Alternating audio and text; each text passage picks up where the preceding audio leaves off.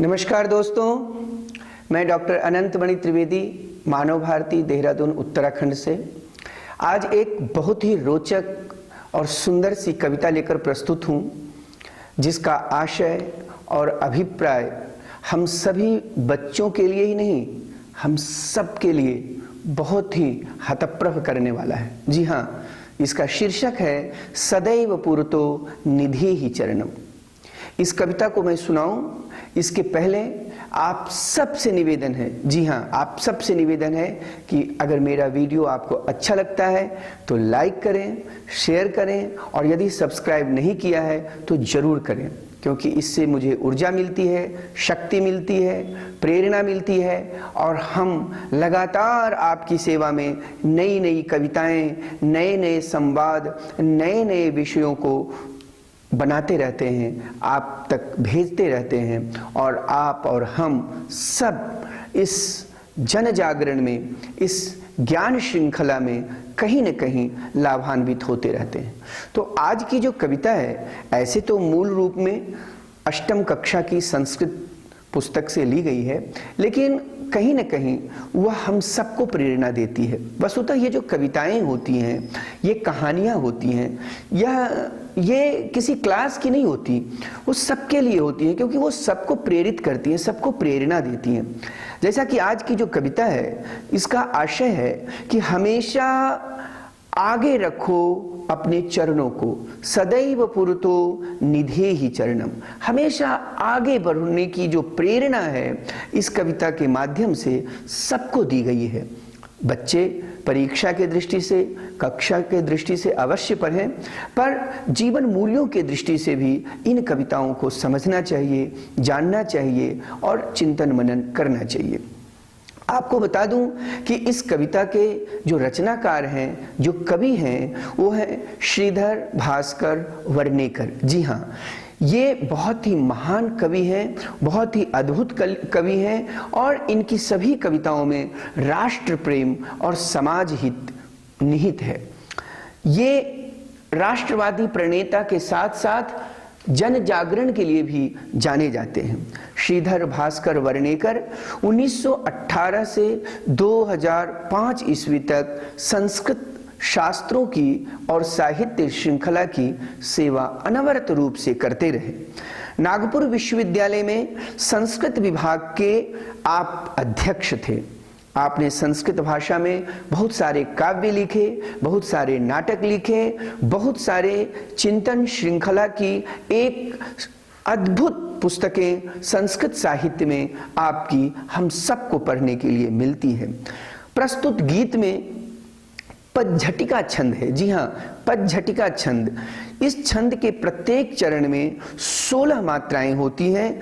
हिंदी में इसे चौपाई कहा जाता है। बच्चों को छंद का भी ज्ञान होना चाहिए। मेरे प्यारे बच्चों, आप सबको पता होना चाहिए कि हर कविता में, हर चौपाई में, हर श्लोक में कोई ना कोई छंद होता है।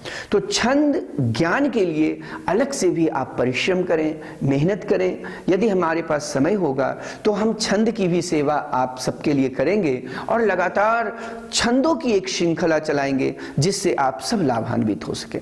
लेकिन आज आइए सुनते हैं सदैव पुरतो निधे ही चरणम, यह रोचक संस्कृत की कविता, जिसका अभिप्राय है, जिसका आशय है, हमेशा जीवन में आगे रखो अपने चरणों को। आइए सुने। चल चल पुरतो निधे ही चरणम, चल चल पुरतो निधे ही चरणम, सदैव पुरतो निधे ही चरणम, सदैव पुरतो निधे ही चरणम, चल चल पुरतो निधे ही चरणम, सदैव पुरतो निधे ही चरणम, गिरिशिखरे ननु निज निकेतनम, गिरिशिखरे ननु निज निकेतनम, विनैव यानं नगारोहणं विनैव यानं नगारोहणं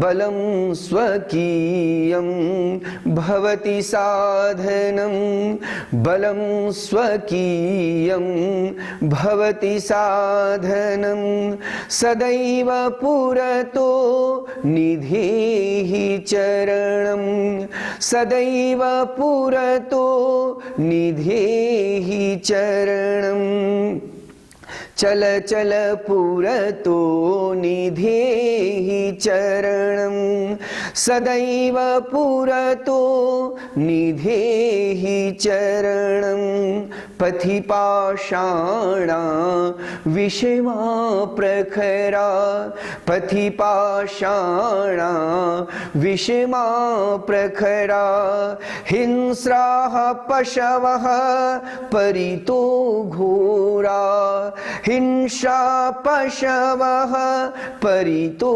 घोरा सुदुष्करं खलु यद्यपि गमनं सुदुष्करं खलु यद्यपि गमनं सदैव पुरतो निधेहि चरणं चल चल पुरतो निधेहि चरणं सदैव पुरतो निधेहि चरणं जहि हि भीतिं भज भज शक्तिं जहि हि भीतिं भज भज शक्तिं विधेहि राष्ट्रे तथानुरक्तिं विधेहि राष्ट्रे तथानुरक्तिं कुरु कुरु सततं ध्येय स्मरणं कुरु कुरु सततं ध्येय स्मरणं सदैव पुरतो निधेहि चरणं सदैव पुरतो निधेहि चरणं चल चल पुरतो निधेहि चरणं सदैव पुरतो निधेहि चरणं सदैव पुरतो निधेहि चरणं निधेहि चरणं निधेहि चरणं।